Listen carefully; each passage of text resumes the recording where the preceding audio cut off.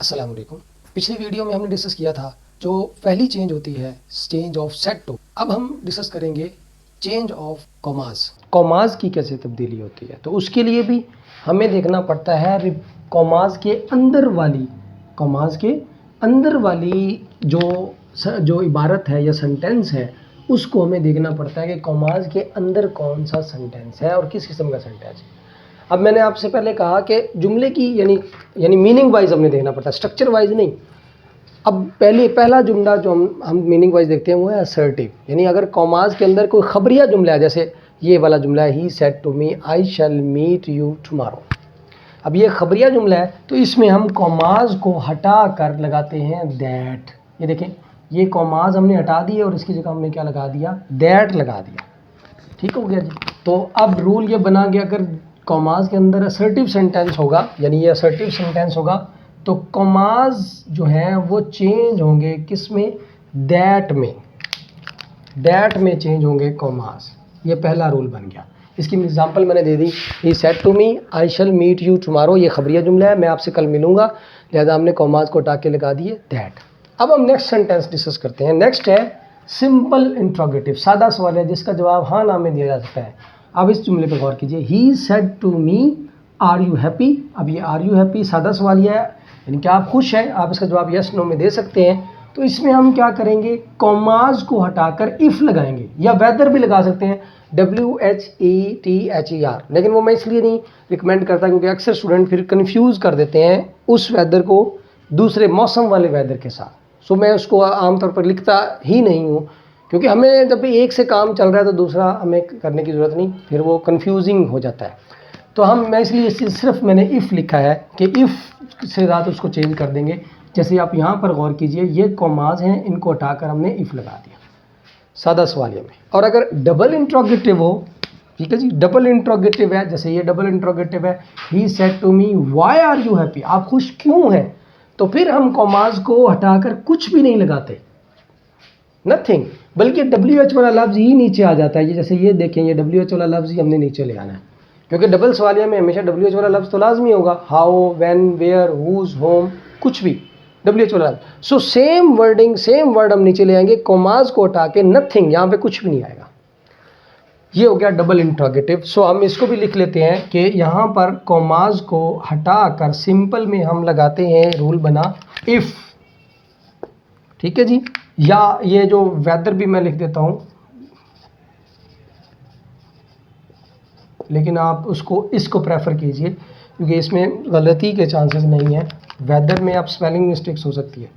Double interrogative में हम क्या करते हैं, कॉमास को हटाकर हम कुछ भी नहीं लगाते, नथिंग, कॉमास को बस हटा देते हैं और WH वाला लफ्ज़ ही नीचे आ जाता है डबल इंट्रोगेटिव। अब आते हैं नेक्स्ट इंपेरेटिव सेंटेंसेस की तरफ।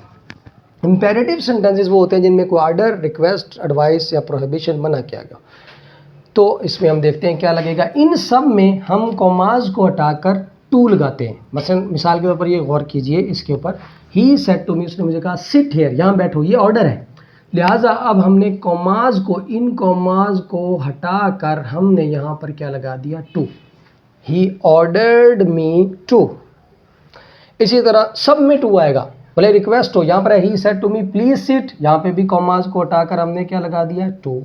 यहाँ पर है एडवाइस, नसीहत, यहाँ पे भी हमने कॉमास को हटाकर क्या लगा दिया, टू। और ये है प्रोहिबिशन, मना करना, फॉरबेड, तो यहाँ पर भी क्या आ गया, कॉमास को हटाकर टू।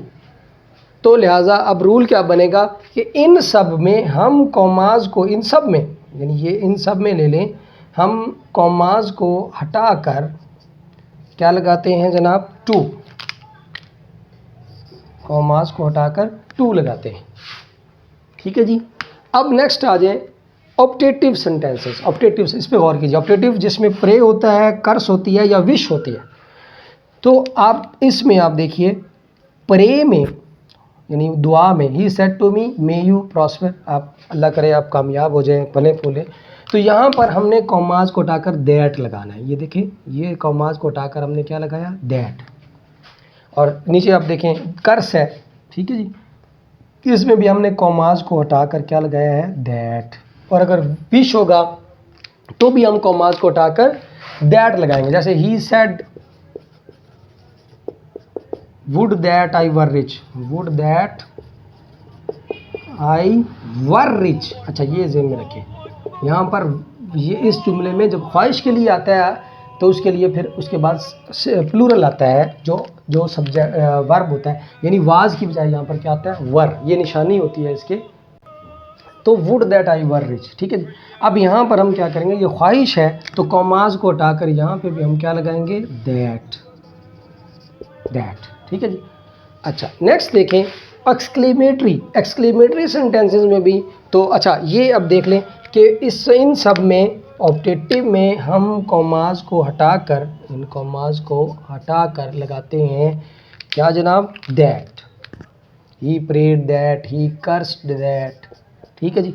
अब नेक्स्ट है एक्सक्लेमेटरी सेंटेंस। एक्सक्लेमेटरी सेंटेंसेस के ऊपर गौर करें। ही सेड आहा आई पास्ड, पास हो गया। अब यहाँ खुशी का इज़हार है, ही एक्सक्लेम्ड विद जॉय। इनमें भी कॉमाज को हटाकर क्या लगाते हैं, इन कॉमाज की जगह पर हमने क्या लगाया है, दैट, ठीक है। इन कॉमाज की जगह पर हमने क्या लगा दिया, दैट, ठीक है जी।